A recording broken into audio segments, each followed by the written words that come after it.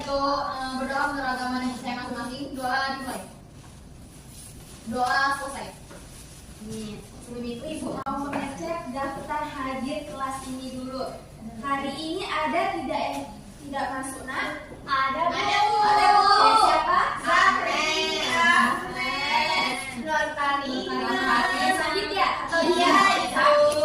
Semoga Anda yang sakit kita doakan sehat kembali supaya bisa mengikuti pembelajaran kita hari ini ya. Amin. Nah, sebelum memasuki materi hari ini, Ibu mau tanya nih, pembelajaran sebelumnya ada yang masih ingat nggak tentang teks apa? Teks Oke, Ibu mau tanya, apa itu teks hikayat? Siapa yang masih ingat? Saya, Bu. Oke, lihat. Teks hikayat itu karya sastra yang berbentuk prosa. Oke, benar. Mantap sekali jawabannya. Tepuk tangan. Nah, hari ini kira-kira kita mau belajar tentang apa ya? Oke,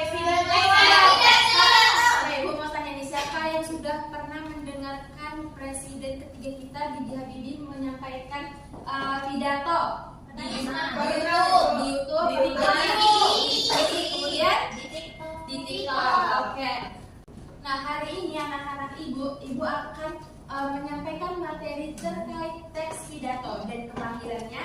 Ibu akan meningkatkan kemahiran kalian dalam fokus menulis teks pidato. Nah, dengan anak-anak Ibu nanti menulis teks pidato dengan tulisan kalian itu akan menginspirasi banyak orang. Nah, itulah yang akan Ibu ajarkan kepada anak-anak Ibu sekalian. Nah, anak-anak Ibu, teks pidato ini merupakan sebuah teks yang menyampaikan informasi atau gagasan kepada pembaca atau pendengar. Nah, mengapa sih teks pidato itu penting untuk disampaikan? Supaya informasinya tersampaikan. Mantap sekali. Nah, itu sekilas tentang teks pidato. Anak-anak Ibu, tujuan pembelajaran kita hari ini adalah murid mampu menulis teks pidato yang memuat gagasan, pikiran, pandangan, arahan, atau pesan secara untuk menyampaikan informasi serta memengaruhi pembaca sesuai dengan tema yang dipilih. Nah, kemudian Ibu akan menyampaikan sedikit materi mengenai teks pidato. Nah, pertama itu ada pengertian teks pidato. Boleh bantu Ibu bacakan, Anissa? Baik, Ibu. Pengertian teks pidato. Jadi pidato itu sebuah tulisan yang berisi ungkapan pikiran, gagasan, atau pendapat seseorang yang akan disampaikan di depan publik. Oke, terima kasih Anissa. Kemudian struktur teks pidato. Siapa yang sudah tahu teks pidato strukturnya ada apa aja? Isi dan penutup, Ibu. Oke, pertama boleh bantu Ibu bacakan, Maisyaro. Pertama, bentuk struktur teks pidato.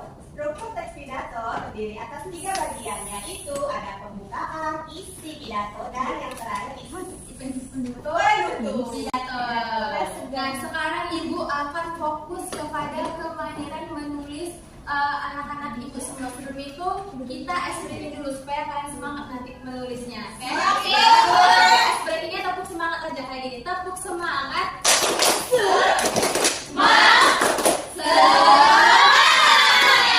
Satu, dua, tiga, tepuk semangat.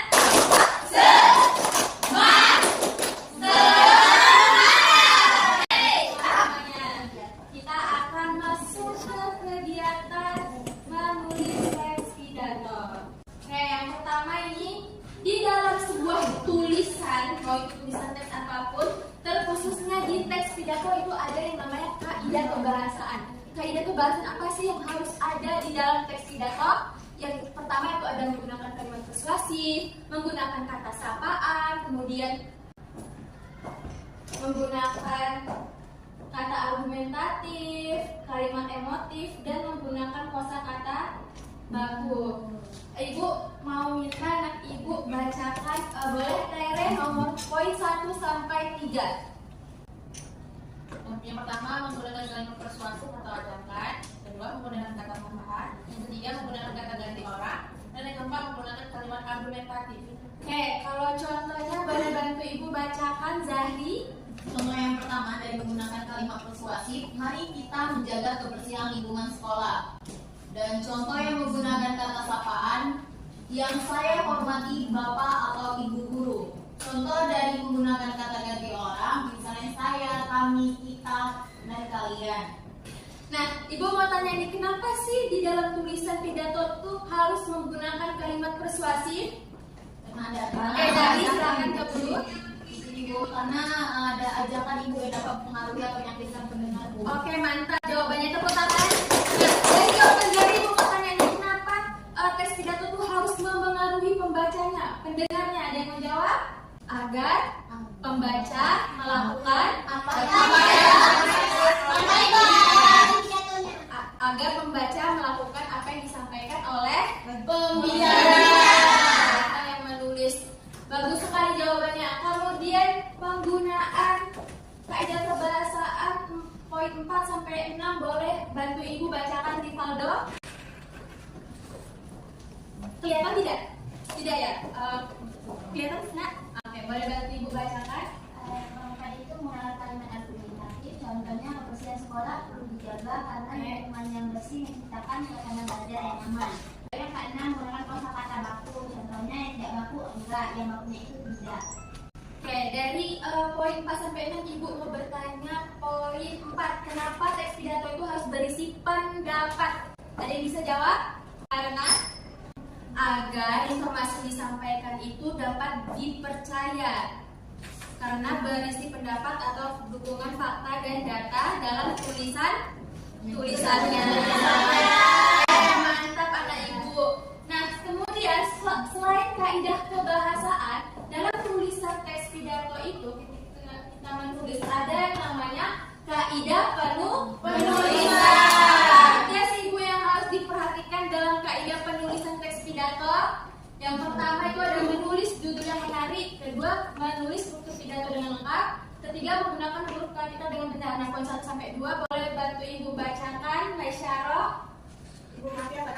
Oh iya. Yang mana ibu? Poin 1 sampai 2. Ibu maaf banget tetap nggak Altere nampak nak? Yang poin 1 sampai 2. Yang pertama menulis judul yang menarik. Judul harus sesuai dengan isi pidato. Lalu yang kedua menulis struktur pidato dengan lengkap. Pidato terdiri atas 3 bagian penting, yaitu pembukaan, isi, dan penutup.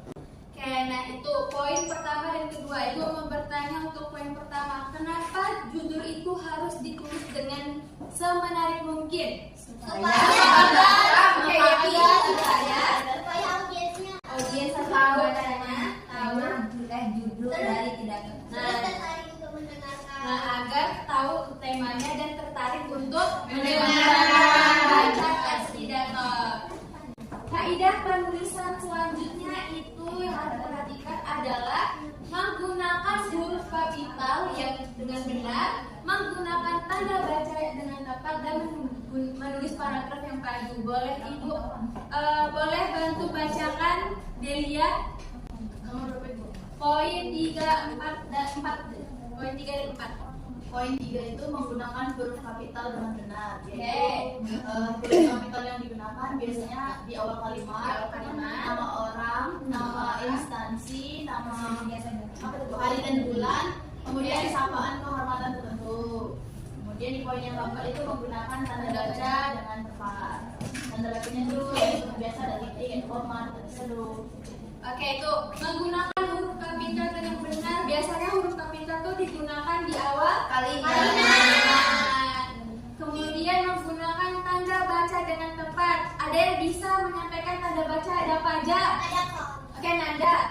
Koma, titik, tanda tanya, tanda seru, tanda penghubung, tanda peti. Oke, semua. Oke, udah mantap jawabannya. Tepuk tangan untuk Nanda. Nah, gimana anak-anak yang lain tanggapan jawabannya? Ada yang mau nambahkan? Untuk benar ya. Untuk poin kelima, menulis paragraf yang padu. Jadi sebuah teks itu memiliki paragraf. Nah, bagaimana cara membentuk paragraf yang padu? Adu, boleh bantu Ibu bacakan meme? Boleh Bu, jadi setiap paragraf harus memiliki satu gagasan utama dan kalimat yang jelas saling berkaitan. Oke, itu dia. Nah, contoh paragraf adunya itu budaya membaca perlu diingatkan di kalangan murid. Dengan membaca, kita dapat memperoleh berbagai informasi dan pengetahuan. Nah, itu untuk kaidah penulisan dalam sebuah teks pidato. Anak-anak Ibu ada yang ingin ditanyakan mengenai kaidah kebahasaan dan kaidah penulisan teks pidato? Ya, Ibu. Semuanya sudah paham? Iya, Sudah, oke. Kalau anak-anak sudah paham, kita akan melanjutkan ke kegiatan menulis teks pidato. Nah, sebelumnya Ibu sudah membagikan kelompok sesuai dengan tingkat kemahiran Anda semua berdasarkan asesmen diagnostik dan pembelajaran menulis teks sebelumnya. Nah, Ibu sudah membagikan 3 kelompok ya. Yang pertama itu kelompok yang kurang mahir dalam menulis, kedua masih berkembang dalam menulis, dan kelompok yang sudah sangat mahir dalam menulis. Nah, kelompok yang kurang mahir menulis nanti posisi duduknya di sini, yang berkembang di sini dan sangat mahir di belakang ya. Oke Bu.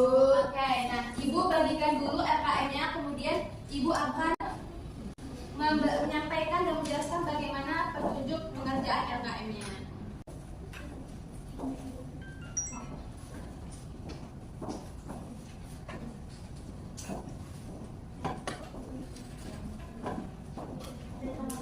Nah, anak-anak Ibu akan menyampaikan langkah-langkah pengerjaan RKM sesuai dengan tingkat kemahiran kelompok masing-masing. Nah, yang pertama itu ada kelompok yang sangat mahir, mana tadi? Sangat mahir kami. Yang pertama itu nanti anak-anak Ibu dalam kelompoknya memilih tema yang tersedia. Jadi di LKM anak-anak semua itu sudah ada tema yang sudah Ibu tuliskan, ada beberapa, dan nanti anak-anak semua diskusikan pada kelompoknya mau memilih tema yang apa. Kemudian mengumpulkan informasi atau data dan fakta dari berbagai informasi atau sumber. Nah, sebelumnya Ibu sudah menyampaikan untuk membawa gawainya masing-masing ya. Iya Bu.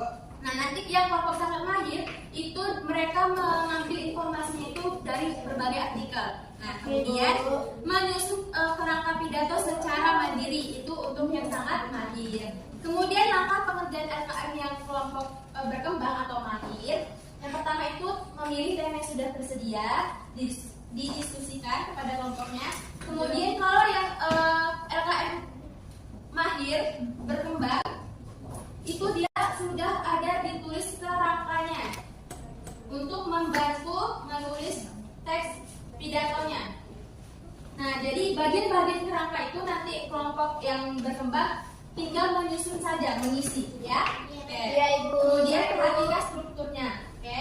Strukturnya kaidah kebahasan dan kaidah penulisan. Kemudian kelompok yang terakhir yaitu yang kurang mahir menulis. Nah, itu Ibu juga sudah sediakan tema-temanya, beberapa tema, nanti diskusikan kepada kelompoknya, pilih tema yang tersedia. Kemudian kerangkanya juga sudah Ibu buatkan, jadi kalian tinggal mengisi mulai dari pembuka, isi, dan penutup. Kemudian untuk yang kurang mahir ini, Ibu sudah sediakan kalimat bantuan untuk kalian menulis teks pidatonya. Itu untuk yang kelompok kurang mahir. Jadi kalian harus masing-masing anggota kelompoknya membagikan tugas ya. Misalkan semuanya itu bekerja, nanti Ibu keliling juga ke kelompok masing-masing membawa lembar observasi untuk menilai setiap anggota kelompok dalam bekerja sama. Terus bagaimana Bu penilaian tulisan kami nanti? Nah, ini instrumen penulisannya anak-anak Ibu. Jadi Ibu ada 3 poin yang Ibu nilai. Yang pertama itu pengembangan gagasan untuk yang kelompok sangat mahir. Ada penggunaan argumen dan fakta, kemudian kaidah kebahasaan serta kaidah penulisannya. Nah, skornya itu ada 4 nanti. Kalau 4 itu sangat lengkap atau sangat tepat. Terus kalau misalnya skor 3 itu ada lengkap atau tepat saja. Skor 2 kurang lengkap, kurang tepat. Skor 1 tidak lengkap atau tidak ada. Nah, untuk instrumen kelompok yang berkembang itu kelengkapan strukturnya, kemudian pengembangan kerangka yang sudah Ibu buat itu menjadi paragraf, kemudian tetap kaidah kebahasaan dan kaidah penulisannya. Nah, itu poinnya juga sama ya, ada 4 poin, 4, 3, dan 2, dan 1. kelompok yang kurang mahir. Nah, kerangkanya Ibu nilai penggunaan kalimat bantuannya yang sudah Ibu sediakan. Ibu nilai juga penyusunan teks sederhana dan kaidah kebahasaan serta kaidah penulisannya Ibu juga nilai. Nah, sekarang silakan bekerja sama dengan kelompoknya untuk menghasilkan sebuah proyek, yaitu hasil tulisan teks pidato. Oke, karena kelompok kurang mahir, jadi Ibu lebih membimbing kelompok kurang mahir ya. Ya, Bu. Ya, Ibu. Oke. Ini bagaimana? Oke, selanjutnya Ibu minta untuk Ananda yang kurang mahir perwakilan satu-satu untuk maju ke depan. Nggak dibaca, hanya menampilkan karena kita hanya melihat sebuah tulisannya aja. Ayo, yang kelompok berkembang. Betul, ada 3 kan, semuanya maju. Oke, ini kita lihat tulisannya. Kalau yang kelompok kurang mahir, kita lihat ya. Nah, penggunaan kalimatnya, penggunaan huruf kapitalnya masih salah. Di awal kalimat ada yang menggunakan huruf kecil. Kalimatnya juga masih salah. Ada lagi. Nanti akan dinilai lagi. Coba kita nilai yang kelompok berkembang. Sudah, tapi kan bacanya masih ada salah. Terus penggunaan kalimat persuasifnya masih kurang. Lihat yang sangat mahir. Yang salah tapi tulisannya ya. Kaidah penulisannya awal kalimat semuanya menggunakan huruf kapital. Untuk penilaian kelompok sangat mahir itu mendapatkan nilai 95, berkembang 80 dan kurang lain masih 70. Tepuk tangan. Terima kasih kepada Ananda semuanya. Semoga nanti makin berkembang kemahiran menulisnya. Nah, sekarang kita menyimpulkan materi dan kegiatan pembelajaran kita hari ini. Ayo kita sama-sama menyimpulkan. Tadi ada teks pidato merupakan teks yang berisi informasi, gagasan yang disampaikan oleh pembicara atau penulis. Kemudian tadi bagaimana cara menulis dengan baik, memperhatikan kaidah penulisan, strukturnya. Nah, minggu depan pembelajaran selanjutnya itu adalah menyimak teks pidato. Ibu minta kalian mencari simakan di YouTube untuk tugas minggu depan, oke? Baik, Sekian Ibu. dari Ibu. Nah, Ibu mau bertanya kepada anak-anak sekalian, apa hal yang kurang atau yang telah kalian pelajari hari ini mengenai teks pidato dan bagaimana cara Menulis teks pidato. Oke, adakah kesulitan dalam mengikuti kegiatan pembelajaran? Tidak. Oke, menghitung EYD, nanti kita akan belajar lagi. Nah, segitu saja anak-anak Ibu pembelajaran kita hari ini. Ibu minta kepada ketua kelas dari penutup. Baik, Ibu, semua teman-teman bersiap. Berdoa menurut agama dan percaya masing-masing. Doa dimulai. Doa selesai. Oke, terima kasih anak-anak Ibu. Sampai jumpa di video selanjutnya. Baik, Ibu. Terima